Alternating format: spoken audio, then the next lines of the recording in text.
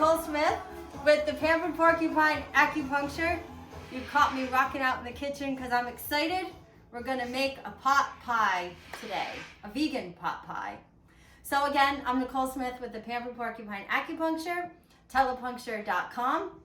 And we are here for Telepuncture Tuesdays, healthy cooking. That's this episode.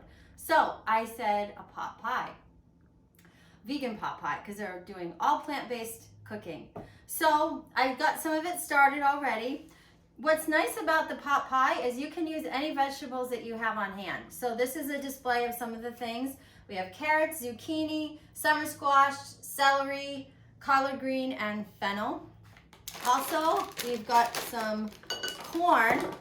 You can use frozen corn, frozen peas in there also. I already have this start cooking. I'm gonna put a little of this aside. You'll see now why. My cat is also vegan. Well, kind of. He loves corn. So we're gonna let Ollie rock out to the corn. Although Ollie, it's still frozen, you might wanna wait a little bit longer. So I'm gonna dump this in back here. All right.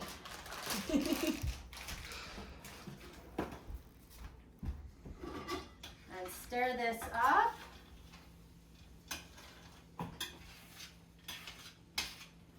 So as I said, this has been cooking for a little bit, and I wanted to show you how to make the sauce. So those of you who have cooked with me before, I don't measure anything. There's no recipes or numbers, except with baking. Sometimes you have to baking. But I wanted to give you an example of how you can make your own sauce, and again, you can be creative. So this is turmeric golden milk. There's no dairy, it's coconut milk, but this is really great because turmeric and coconut and ginger, it's all very tasty, but it's all very healthy. Then coconut aminos are really great. It's from coconut. And it has a soy sauce-like flavor, a little bit sweeter, but if you choose not to use soy sauce, then this is a good alternative for this and for stir fries. I love soy sauce, so I use soy sauce too. This is organic soy sauce. You always want organic in your cooking, especially with soy. And I love ginger, so this is a little ginger powder. It's in French because it's from Paris, but you can use any kind of ginger and then put that in there. So as I said, this has already been cooking for a bit. You want to cook it for a little bit first before you put it in the crust and before you bake it, because that way you let the sauce sit with the vegetables a little bit longer. You can use any kind of salt that you like. Sometimes with the soy sauce and the coconut aminos, it's salty enough, but you can decide. Now, there's another ingredient, and here we go. Get ready for, oh, he's too into the corn. We'll see if he plays with that later. So this is Seitan. Funny name, I know. It's actually wheat-based. So the ingredients are whole wheat flour, filtered water, sea salt, organic soy sauce, a sea vegetable, and fresh ginger root. So if you have a gluten intolerance, then you wouldn't be able to have this. You could just do vegetables in your pot pie. You could use tofu, tempeh, but this is a good secret ingredient. So this is what it looks like. And then what I do is just chop it up. And what's nice is you get 3 usually to the little thing there, and you can save that for more pot pies, because I'm telling you, once you eat this pot pie, you're gonna want it every night.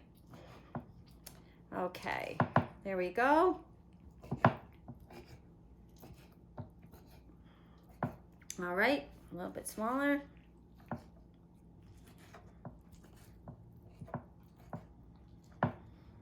Ollie is enjoying his corn.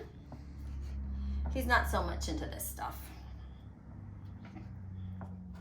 Okay, let's put this in here. And again, you can put as much or as little as you want. Like I said, pot pie is so good, you're gonna wanna eat it often. Okay, and then once you've let it cook for a little bit, you can just taste it, make sure it's the flavor that you want. If you wanna add more salt,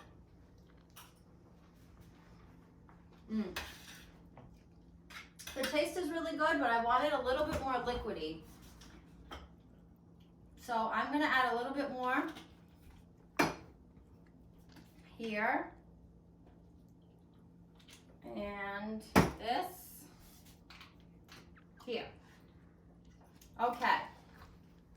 So now, this is pretty much ready to go into the pie, the crust. For the crust, you have a couple options. So this is organic pie shells. These are already made. I like things as easy as possible. They have a whole wheat version too. Not right now. They've been out for a while with everything going on. You can make your own. I haven't tried it. So maybe one day I'll do a video on that. But for now, this is what we got. All right. So what I do to make it even super easier is I use the top and the bottom so I don't have to make anything for the top.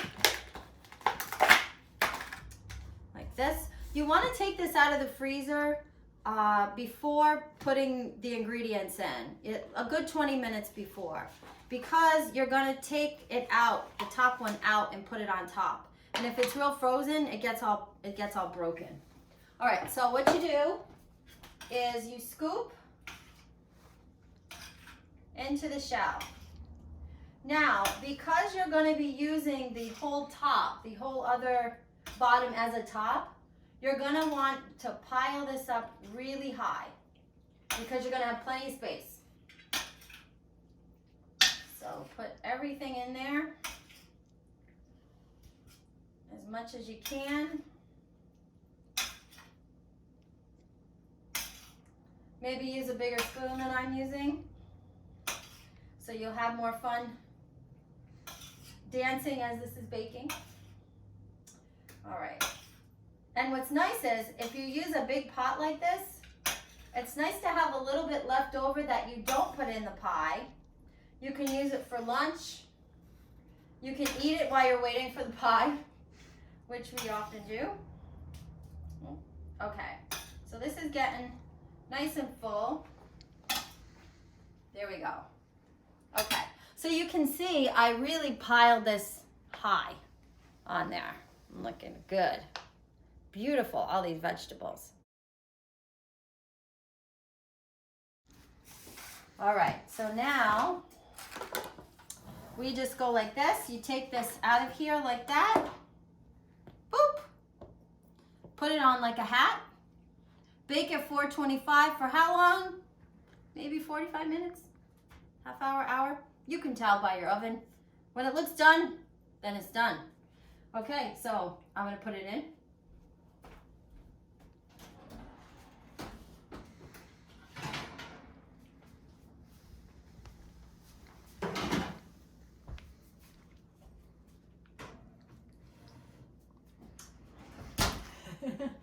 All right, so that's gonna bake.